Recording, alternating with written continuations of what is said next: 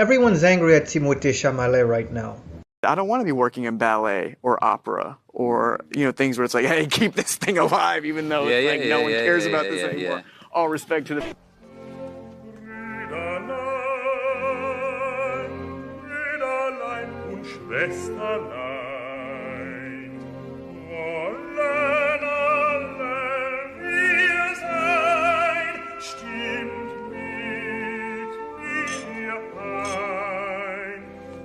Many seem to have assumed Timothée Chalamet meant nobody literally, or rather, no one, is what he said, if you want his exact words.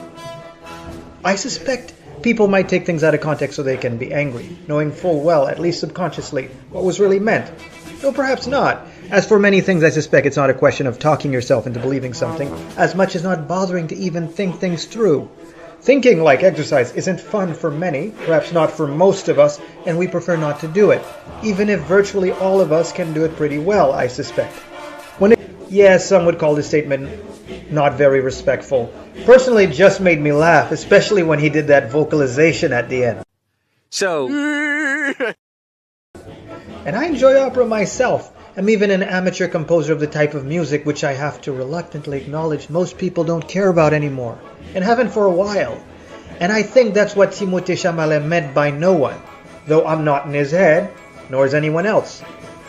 Who can seriously say he's wrong about that? I suspect we get angry a little too easily. We need to collectively grow a sense of humor, maybe radiate that outward instead of Sentinelese-style hate. A good roast is always fun. I feel that's what he was doing there.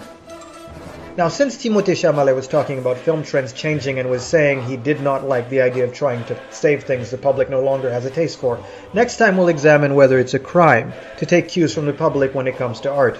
If historically the great composers or artists tended to follow their own artistic whims while ignoring the wishes of the public or their patrons, for whom the works were intended. In other words, which one led the way, the artists or demand? Would Mozart himself, who wrote many of the operas being enjoyed today by the minority, yes, a minority, and not a sizable one, by the minority who enjoy operas, would Mozart himself sympathize with what Timothée Chalamet is saying? Would he follow public taste or ignore it in order to follow his own artistic whims and then try to get the public to follow? Would Mozart even be writing classical music today? As usual, please like and subscribe, and see you next time.